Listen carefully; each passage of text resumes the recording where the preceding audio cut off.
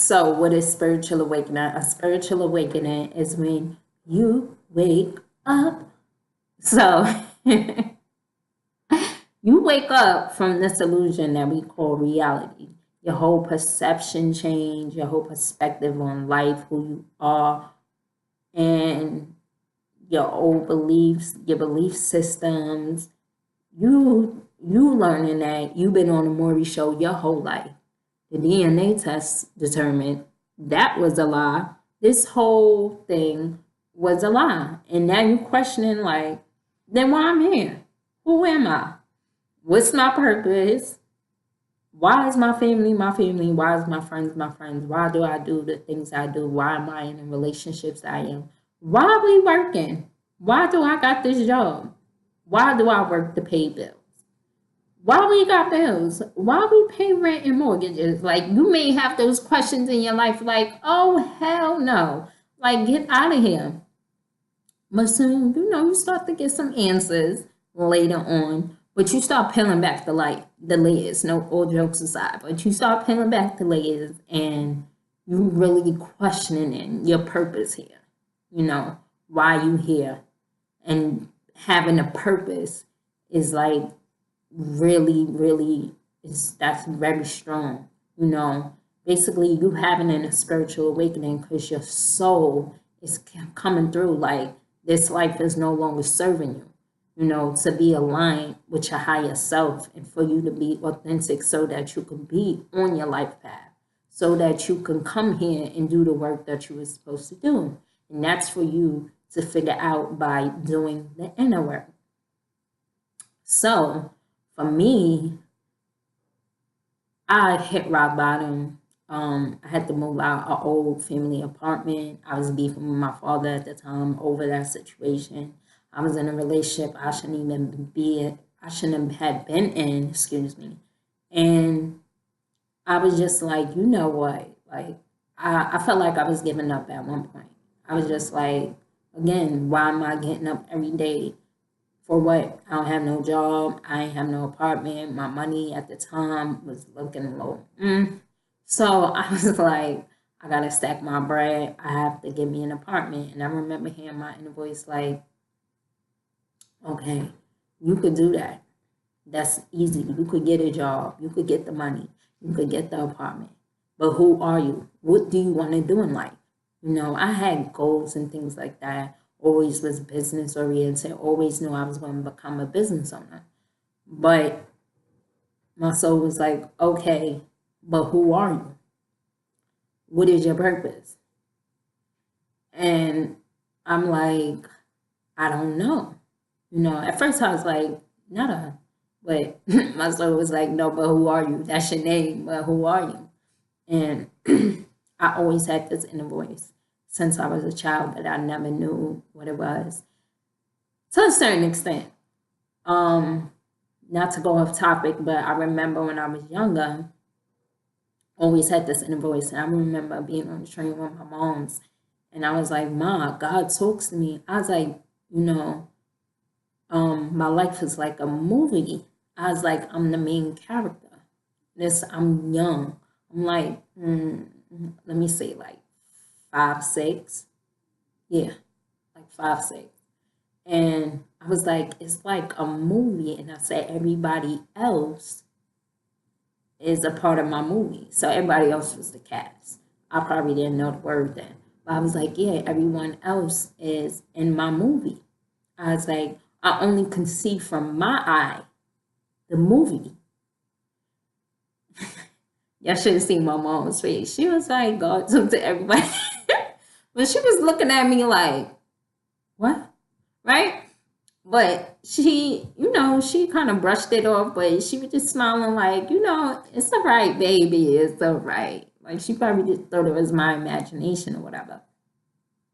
But I always had my inner gift. I always had gifts to where I could see things.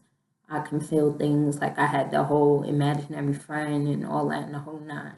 So I'll talk about that in another video. But yes, spiritual awakening. I was being aligned with my soul. Like my soul was like, nah, it's time for you to align with your spiritual self. We are all spiritual beings having a human experience. We are all energy. Yes, we have a physical body on this third dimension, but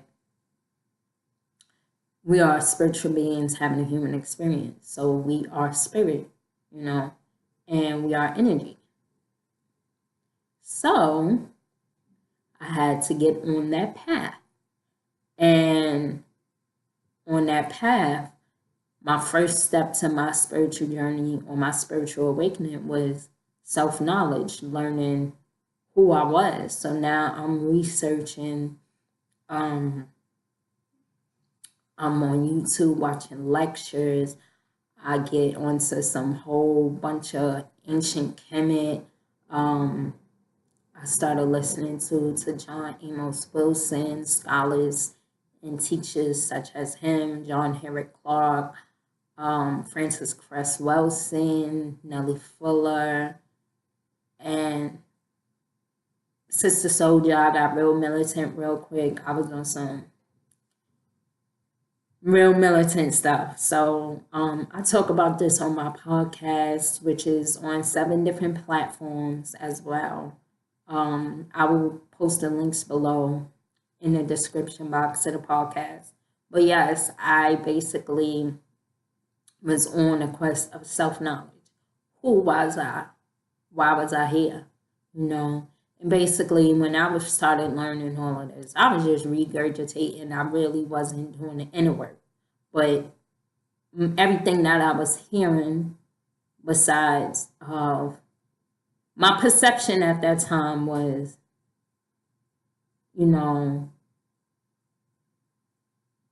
being pro-Black, but I really wasn't feeling, the white people and things like that. And I didn't realize then how racism was a distraction. I had that victim mindset.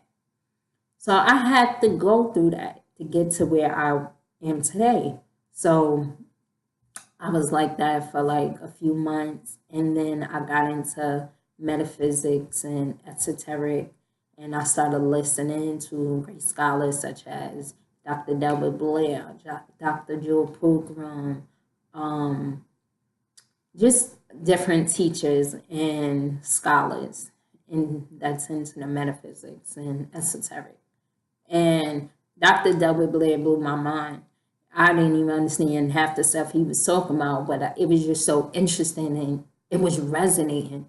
And I just always had that inner knowing. That's why it's called You Know What to Do, because you have that inner knowing. Like when you don't listen to your intuition and you be like, yo, I should have did that. Yeah, that's your inner presence. That's your inner knowing.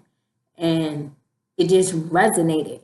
And I'm like, well, I ain't never heard none of this stuff before, but I was going in, going within, and I just kept getting the confirmation, like, yeah, keep going, keep following him, keep listening, to what these people are saying. Do your research, but there's something to this. There's truth, I was always one of those people who always wanted to find truth, and yeah, I was learning to find my truth.